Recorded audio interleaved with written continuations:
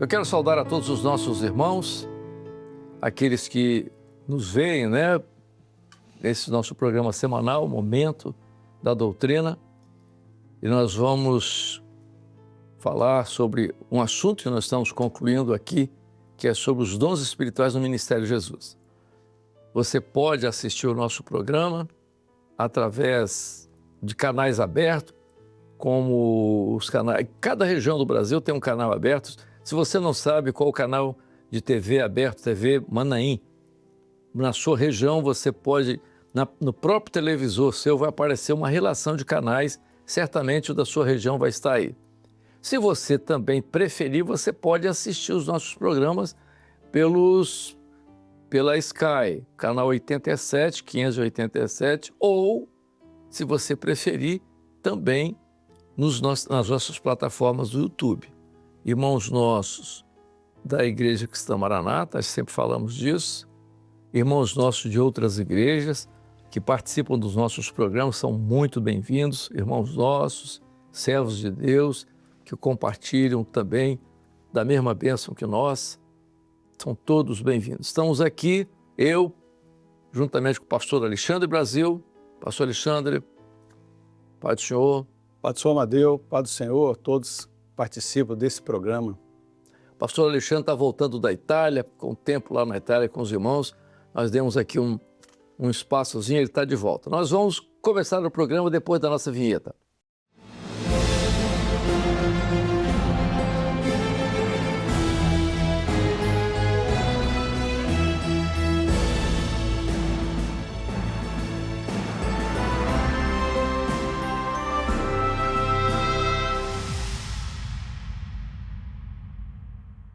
Nós vamos continuar esse programa. Nós falamos nos programas anteriores, para quem não assistiu os programas anteriores, nós falamos sobre os dons espirituais no ministério de Jesus, E nós falamos em todos os programas anteriores que Jesus tinha as 9 operações do Espírito Santo no seu ministério.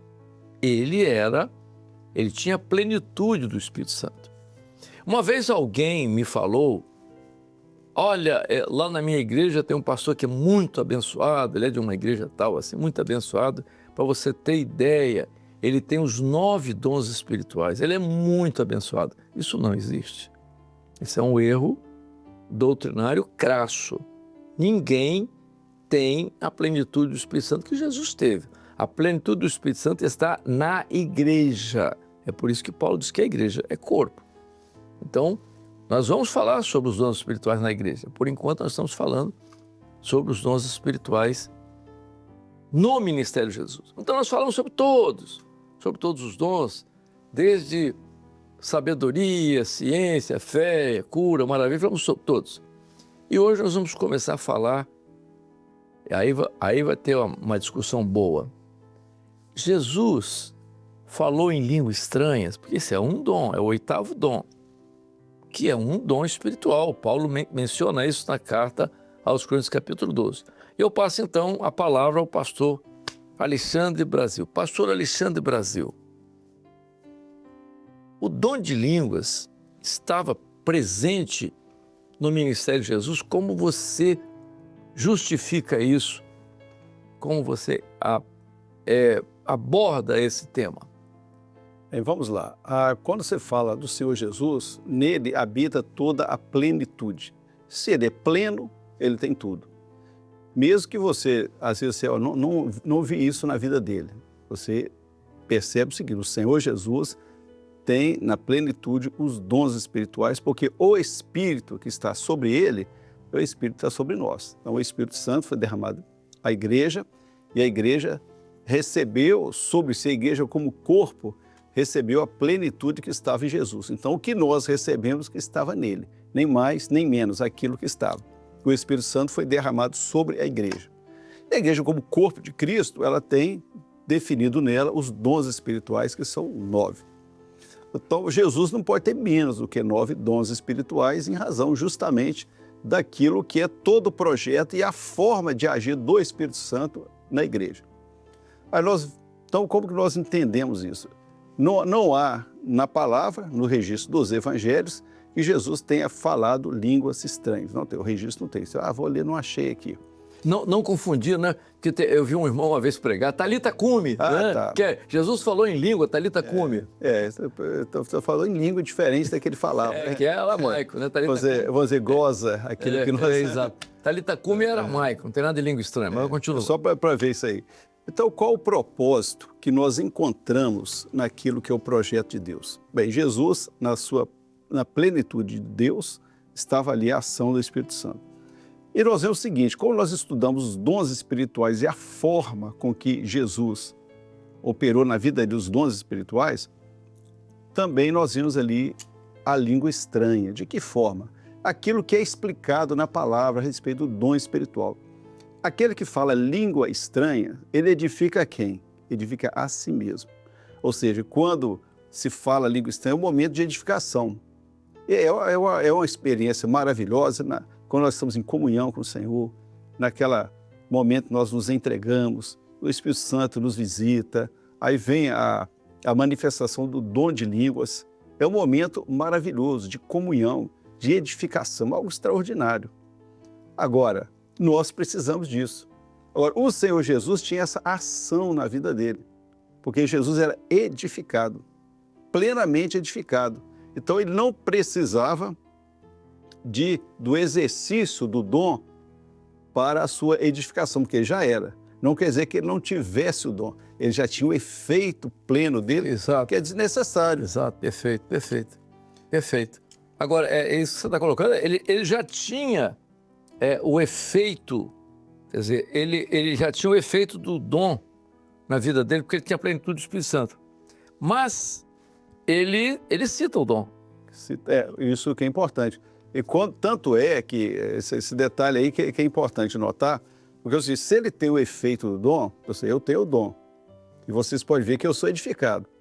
E da mesma forma que a igreja é edificada para a morada de Deus em espírito, na edificação, tudo isso aí faz parte da operação dos dons. Porque os dons, eles não operam um dom aqui, um dom ali. O dom, são 9 dons, eles se completam. A igreja, necessariamente, a igreja tem os 9 dons, nós já falamos isso aqui. Os 9 dons espirituais a igreja tem.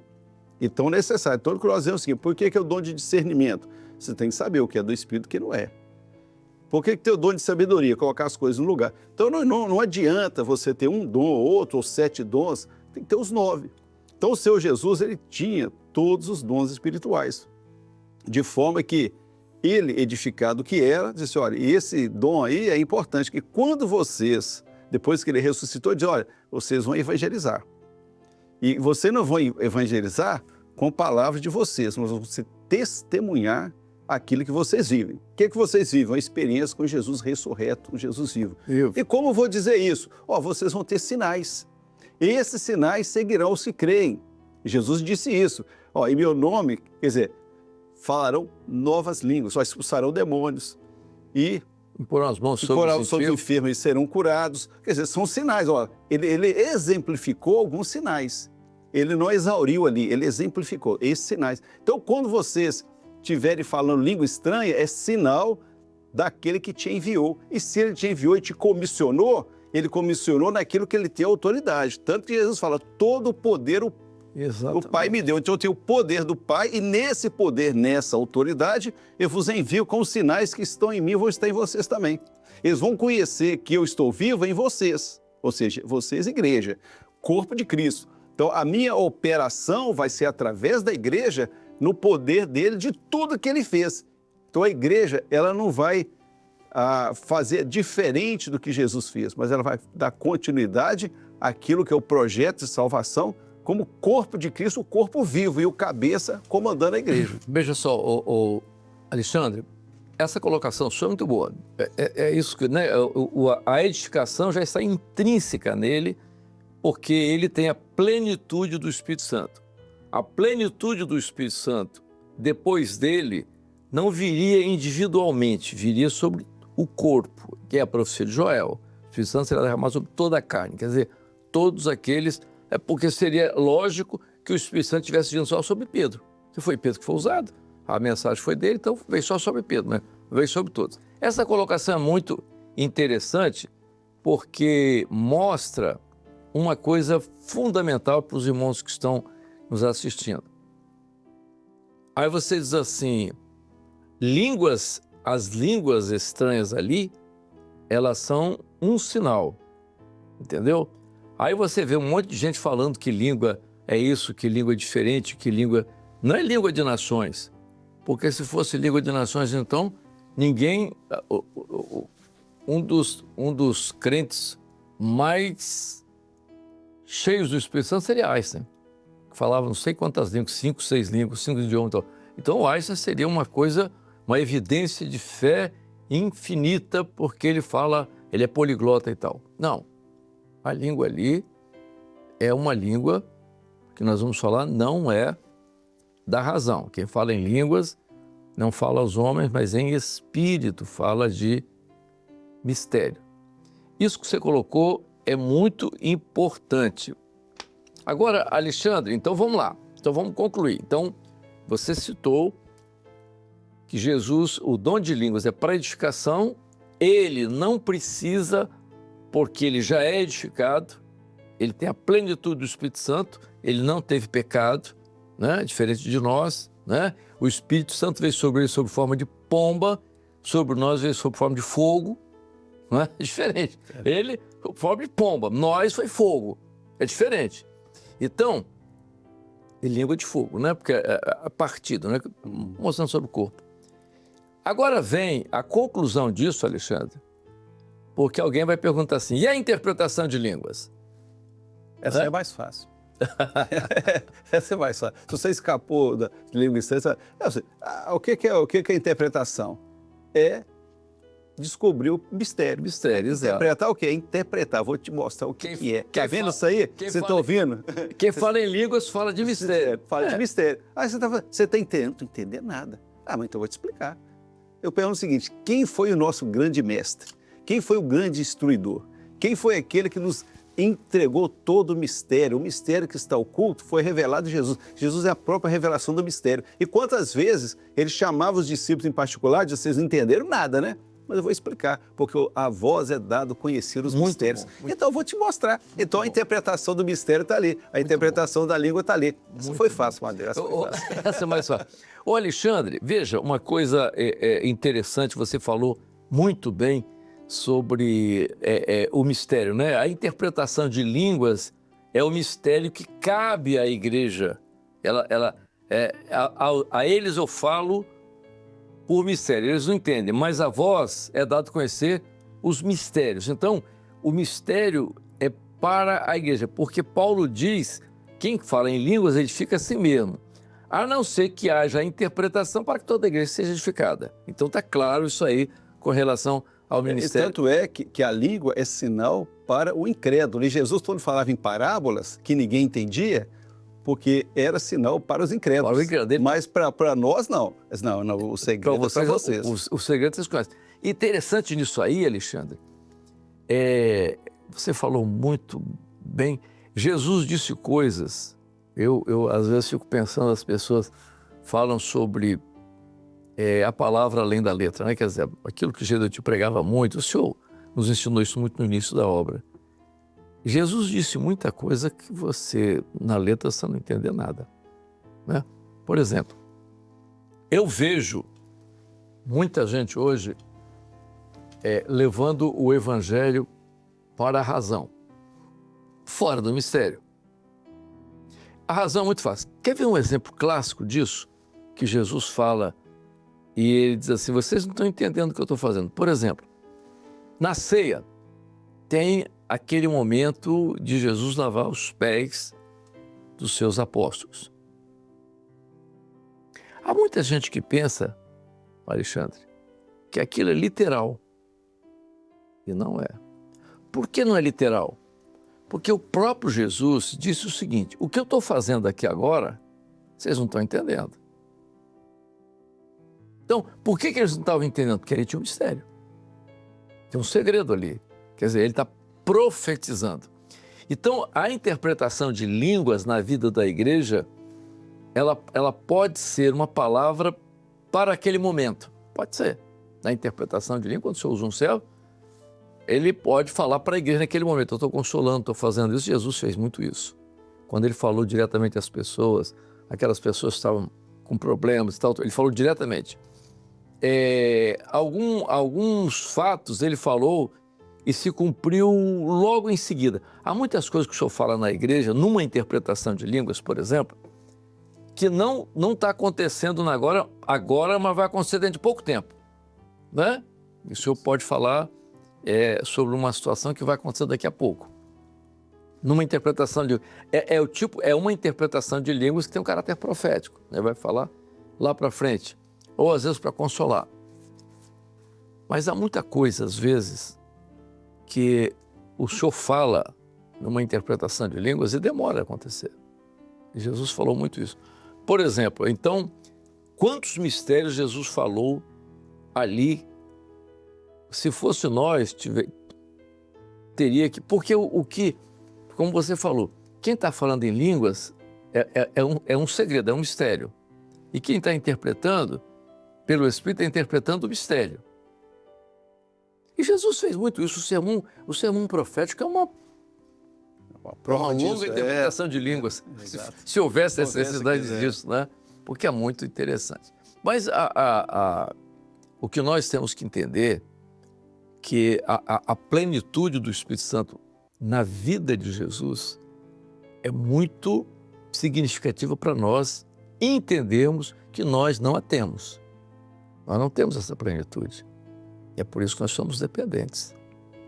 Sempre dependentes. Porque se nós somos dependentes, porque se nós somos parte de um corpo, aí qual o resultado disso?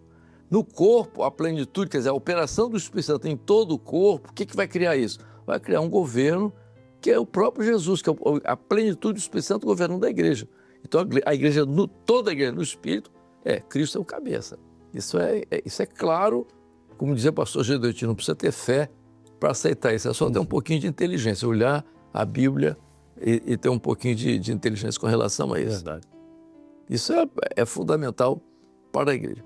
Alexandre, ainda dentro dessa nossa colocação aqui, essa operação do Espírito Santo no ministério de Jesus, nós vamos entrar num assunto que é muito importante para a igreja, um assunto que nós estamos tratando lá no conselho. O pastor Alexandre tem chamado o seu xará, que é o presidente, tem falado da necessidade disso. Eu acho que não é ele que está falando, mas o Espírito Santo tem nos admoestado com relação a isso. Jesus, quando ele fala do projeto dele, quando ele anuncia a salvação, ele o faz através de uma operação do Espírito Santo. Concorda? Perfeitamente. Tá? Então, por exemplo, Jesus sai da Judéia. Você conhece muito Bíblia, conhece muito geografia bíblica. Sai da Judéia para Samaria, quase 3 dias de viagem a pé. Chega lá perto de Sicá, meio-dia, cansado, devia ter dormido pouco à noite, porque era caminhada, tinha que parar para dormir, né? Chega quase meio-dia ali, para junto àquele poço ali. Será, a pergunta que eu te faço, que Jesus sabia que aquela mulher ia aparecer ali? Será que foi coincidência? Será que foi coincidência?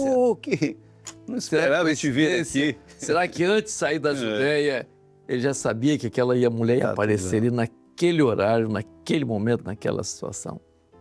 É tudo isso, né? Que coisa interessante, né? Então, veja, como a igreja ela é a plenitude do Espírito Santo, a igreja tem que estar preparada nessa hora para evangelizar da mesma forma como o Espírito Santo operou no ministério de Jesus, que é o ministério da igreja. Na mesma direção e com os mesmos sinais. Exatamente, com as mesmas evidências.